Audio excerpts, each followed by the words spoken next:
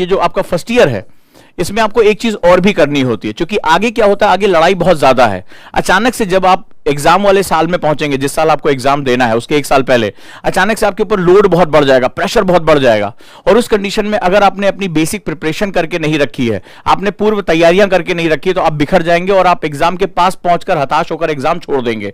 ये एक सबसे इंपॉर्टेंट सेगमेंट है। चलिए हम लोग बात करते हैं। तो हमें एजुकेशन अपने अपने जो है सिलेबस के बेसिक्स आपने पूरे किए, ये बहुत जरूरी है, बट इसके साथ साथ आपको स्किल्स यानी कि स्ट्रेटजी पर भी काम करना होगा। वो स्किल्स क्या हैं और वो अभी मैं सीखने के लिए क्यों कह रहा हूं, ये बड़ा इंपॉर्टेंट है, क्योंकि जैसे जैसे आप एग्जामिनेशन ईयर की तरफ बढ़ेंगे तैसे आपको मेंस की प्रिपरेशन, एसए की प्रिपरेशन, राइटिंग की प्रिपरेशन, ऑप्शनल की प्रिपरेशन, इतना प्रेशर बढ़ जाएगा कि 24 घंटे तो ऐसे गायब होने शुरू हो जाएंगे कि आपको पता भी नहीं चलेगा। इसीलिए जो बेसिक फंडामेंटल्स होते हैं उनको फर्स्ट ईयर में ही पूरा कर लिया जाता है, अगर आप इस साल अगर अपनी तैयारी को शुरू करें। बड़े ध्यान से समझिएगा, कई बार इस वाले पार्ट पर कोई ध्यान नहीं देता। सिर्फ हमारा जो स्टूडेंट और हमारी कोचिंग सिस्टम है वो सिर्फ सिलेबस के बारे में, हम सिलेबस पूरा करा देंगे, हम सिलेबस पूरा करा देंगे, हम कोर्स पूरा करा देंगे, ऐसी बात होती है। लेकिन जो सेकंड पार्ट होता है, अगर आप प्रिपेयर नहीं हो तो इस युद्ध में लड़ना तो आपको है ना, ओजांग को लड़ना नहीं है या किसी और टीचर को लड़ना नहीं है, लड़ना आपको है। लड़ाई ये व्यक्तिगत है आपकी। आप उस दिन एग्जामिनेशन हॉल में आप अकेले बैठे होगे, इस सच्चाई को आप समझ लो। अगर आप वहां एग्जामिनेशन हॉल में अकेले हैं, युद्ध आपका है, तो आपको उसी हिसाब से प्रिपरेशन भी करनी होगी। अगर आप वो प्रिपरेशन नहीं करके जा पाते हो, अपने व्यक्तित्व में मजबूती लेकर नहीं आ पाते हो, तो इस एग्जाम के दबाव में बिखर जाओगे, इस बारे में कोई डाउट नहीं है मुझे। तो वो स्किल्स क्या क्या होंगी ये बहुत जरूरी है आपके लिए जानना। एक, सबसे पहले आप अपनी राइटिंग स्किल को डे 1 से मेंटेन करना शुरू कर देंगे। राइटिंग स्किल, आप 2 पेज ही लिखिए डायरी के, लेकिन लिखना शुरू करिए। दूसरा, नोट्स मेकिंग स्किल। इस नोट्स को, जैसे अभी हम लोगों ने नोट आर्ट को डेवलप किया, ठीक है, आपने देखा होगा, मैं अक्सर जो है वो अपना स्टेटस पे बच्चों के जो है वो लगाता हूं नोट आर्ट। तो ये साइनॉप्सिस फेज में होना चाहिए, बहुत शॉर्ट होना चाहिए, सिंबॉलिक होना चाहिए, इसमें संकेतों का इस्तेमाल होना चाहिए, वर्ड्स कम से कम होने चाहिए, डायग्राम फॉर्म में होना चाहिए। तो इसको हम लोग नोट आर्ट, मैंने इसको नाम दिया ओजांग आईएएस एकेडमी में। और हम लोग जो एक मेथड यूज करते हैं LWMI, less word more information, ये हमने जो मेथड डेवलप किया है वो अभी तक का सबसे ऑसम मेथड है, जहां पर हमारे बच्चे लगातार कम से कम वर्ड में पूरे के पूरे नोट्स को वो कवर करते हुए चलते हैं। आगे चलते हैं हम लोग। तो ये बेसिकली राइटिंग स्किल हो गई, नोट्स स्किल हो गई, इसके बाद रीडिंग स्किल हो गई। आप बुक्स को पढ़ने की स्किल ही होती है, और इसके साथ हम लोग बोलते हैं WPM यानी वर्ड पर मिनट। आप जितनी तेजी से पढ़ेंगे, जितनी एक्यूरेटली पढ़ेंगे, उतनी ज्यादा किताबें पढ़ पाएंगे, उतने ज्यादा नोट्स को रिवाइज कर पाएंगे। ये एक बहुत ही इंपॉर्टेंट मेथड होता है। इसके साथ साथ अगली जो सेगमेंट्स होता है वो होता है रिवीजन स्किल। आप सोचेंगे सर रिवीजन की भी स्किल होती है? जी हाँ, रिवीजन की भी स्किल होती है, और ये बहुत ही इंपॉर्टेंट स्किल होती है।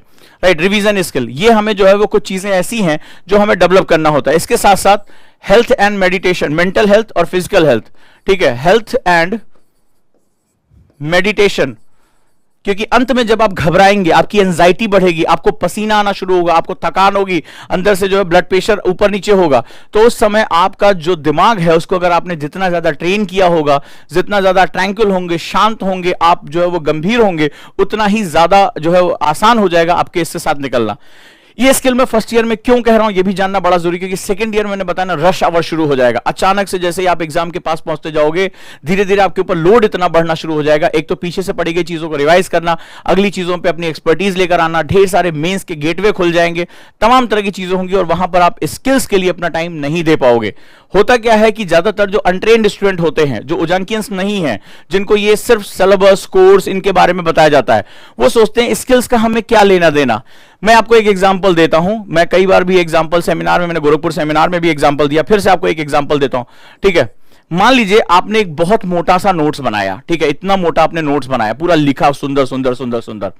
ये उस समय चला करता था जब एक एक महीना यूपीएससी मेंस का एग्जाम हुआ करता था। शायद आपको पता होगा, बहुत लंबे समय तक यूपीएससी मेंस का पेपर हुआ करता था, बड़े गैप मिला करते थे। लेकिन आज की डेट में एक मॉर्निंग शिफ्ट में पेपर होता है और एक इवनिंग शिफ्ट में पेपर होता है। बीच के 2 घंटे के गैप में, 3 घंटे गैप में हाथ पैर कांप रहे होते हैं। 3 घंटा लिखने के बाद शरीर में जान नहीं बची होती है।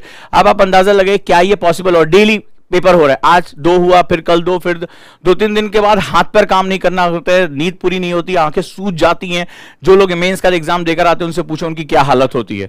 और ऐसी कंडीशन में क्या पॉसिबल है कि आप इतना मोटा नोट्स जो है वो रिवाइज कर पाए? आप मुझे ईमानदारी से बताइए, क्या सुबह शाम पेपर देने के बाद आपके अंदर इतनी इच्छा शक्ति बचेगी कि आप वो पूरे नोट्स जो है रात भर में उठाकर पढ़ें और कल 6 घंटा जो है राइटिंग करके आए? पॉसिबल है? नहीं है पॉसिबल। तो ऐसी कंडीशन में जो नोट्स की परंपरागत मेथड आपको बताया जाता है वो वहां पर फेल हो जाता है, वो वो वहां काम नहीं करता। जो ट्रिकी मेथड है, साइनॉप्सिस है, जो ट्रिक मेथड है जिसको आप इजीली रिवाइज कर सकते हो, आपकी दीवारों पे चिपके हुए हैं, आपने क्विक देखा और उसको याद कर लिया, वो बहुत इंपॉर्टेंट होता है।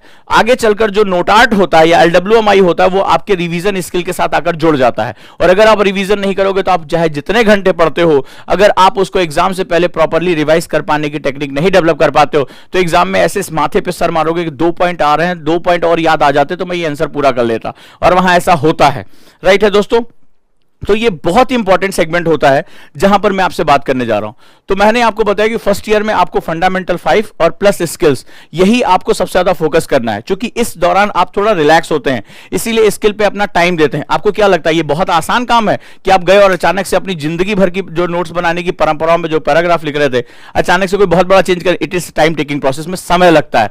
आपको क्या लगता है अचानक से जो है आपकी किताब पढ़ने की स्पीड अपने आप बढ़ जाएगी, आपने चाबी भरी हो, नहीं, इट टेक्स टाइम, इसमें समय लगता है, क्योंकि ये स्किल्स हैं, ये पूरी जिंदगी भर आपके काम आने वाली चीजें। आपको क्या लगता है कि रिवीजन की जो आपकी मैथोलॉजीज है उसमें आपको अपने व्यक्तित्व के अगेंस्ट जाकर, अलग तरीके से जाकर आप एक नई रिवीजन की टेक्निक को डेवलप करेंगे, क्या ये पॉसिबल है? तो इस तरह से अगर हम लोग देखें तो हमें इन सब चीजों को डेवलप करने में अच्छा खासा समय लगता है। इसीलिए 1 साल का समय मैंने फंडामेंटल 5 यानी 5 सब्जेक्ट और स्किल्स पर फोकस किया है। हमारी जितनी भी एकेडमीज है वो ज्यादातर जो है वो स्किल पार्ट पर फोकस नहीं करती हैं, क्योंकि हमारे यहाँ टीचिंग का प्रोसेस तो होता है, हमारी एजुकेशन सिस्टम में ट्रेनिंग का प्रोसेस नहीं है। We are missing training process. तो हमें जो है वो ट्रेनिंग प्रोसेस में जो है वो जाना पड़ेगा। अब जैसे एक बच्चे ने लिखा फर्स्ट ईयर में राइटिंग में क्या लिखे, बहुत इंपॉर्टेंट क्वेश्चन है, और मैं आपको पता हो शायद पहली बार मेरे साथ आए होंगे, मेरे सभी बच्चों को पता है कि डू राइटिंग, आंसर राइटिंग से पहले राइटिंग होती है। जैसे फॉर एग्जाम्पल मैंने अभी तुमसे बात किया थोड़ी देर से, तो आज सिंपली डायरी उठाया और मैंने आपको बताया था इसके पीछे, राइटिंग के पीछे जो फंडामेंटल पर्पस होता है वो क्या होता है, मोटर एक्टिविटी को इन्वॉल्व करना। मैंने बताया था आपको मोटर एक्टिविटी को इन्वॉल्व करना, यानी हमारे दिमाग के जो न्यूरॉन्स होते हैं और हमारी जो मसल्स होती है हाथ की, इन दोनों को सिंक्रोनाइज करना बड़ा जरूरी है, बहुत इंपॉर्टेंट है। ठीक है, नेक्स्ट वन। तो अब यहां पर ये सीधे जो है 3 से 4 साल जो है वो आपको लगना है, इसमें 3 से 4 घंटे आपको पर डे पढ़ना है, 2 साल 3 साल के अंदर आप प्रिपेयर कर ले जाओगे। तो ये सारी चीजें आपको एक साथ साथ करते हैं। तो 2 पेज आपने दिन भर में आपने क्या एक्टिविटी की, मैंने आपको क्या पढ़ाया, क्या बेसिक चीजें हैं, आपने आज क्या पढ़ा, उसके ऊपर क्वेश्चन बना के आपने 2 पेज लिख दिया। तो डेली 2-2 पेज लिखेंगे तो आपको लगेगा शायद कोई बहुत बड़ा चेंज नहीं है, लेकिन कंपाउंड इफेक्ट के बारे में जब आप पढ़ेंगे तो आफ्टर 1 ईयर आपकी जो है राइटिंग में बहुत बड़ा चेंज आ जाएगा। और जो मेरे बच्चे मेरे इस मेथड को फॉलो करते हैं वो मुझे कमेंट में जरूर बताएं कि इस तरह से करके जो है वो आपने देखा। कई बच्चों ने मुझे फीडबैक दिया कि सर हमारी राइटिंग का पूरा प्रोसेस ही चेंज हो गया है, हमारे अंदर बहुत कॉन्फिडेंस आ गया, अब हम खुद अपनी राइटिंग को देखते हैं तो फर्स्ट डे की राइटिंग और आज की राइटिंग में बहुत बड़ा अंतर हमारे पास आ चुका है। अगर आप में से कोई मेरा इस मेथड को फॉलो करता है तो वो इस चीज को जो है वो समझ सकता है। नेक्स्ट वन हम लोग आगे चलते हैं, डन है यहां पे। अब हम आ जाते हैं सेकेंड ईयर में। ठीक है, सेकेंड ईयर में हम आते हैं। अगर आपको इसी साल एग्जाम देना है, यानी 2023 में एग्जाम देना है मान लीजिए आपको, तो सेकेंड ईयर आपका जो ईयर होता है उसको हम लोग मेंस ईयर बोलते हैं। ठीक है, तो मेंस ईयर, तो ये जो ईयर होता है, चूंकि अब आप फंडामेंटल्स अपने तैयार कर चुके हैं, आपके फंडामेंटल्स में आपको पता है हिस्ट्री में क्या होता है, पॉलिटी में क्या होता है, ज्योग्राफी में क्या होता है, इसमें आपको इनहैंस करना होता है। इसको 4 पेपर के हिसाब से इसमें जो है वो 1750 नंबर के लिए आप ये पढ़ाई करते हैं, 1750 मार्क्स के लिए आप ये पढ़ाई कर रहे होते हैं, और 1750 मार्क्स के लिए आपको जो है ये चीजों को समझना पड़ता है। 1750 मार्क्स के लिए तुम्हारी सारी लड़ाई यहां पर शुरू हो जाती है। पहला नेक्स्ट सिस्टम, तो मेंस का ईयर हम लोग बोलते हैं इसको। तो यहां पर हमारे पास ऑप्शनल पेपर के साथ साथ यहां पर हमें ऑप्शनल पे भी ध्यान देना पड़ता है, जो कि सबसे क्रूशियल पार्ट होता है, जो 500 मार्क्स के 2 पेपर होते हैं। ठीक है, 2 पेपर यहां पर होते हैं, तो ये क्रूशियल, इसको चुनना, इसकी तैयारी करना, इस पर आंसर राइटिंग लिखना, क्योंकि अगर आप किसी भी ऑप्शनल में 300 या 300 प्लस मार्क्स को टच कर जाते हैं, जो भी आपका ऑप्शनल है, तो यकीन मानिए फाइनल लिस्ट में आपके आने की जो है वो बहुत ज्यादा संभावना बढ़ जाती है। आप फाइनल लिस्ट में आपका आ ही जाएगा नाम। ठीक है, अगर आप 300 प्लस जाते हैं, इसका स्ट्रक्चर ही कुछ इस तरह बना हुआ है।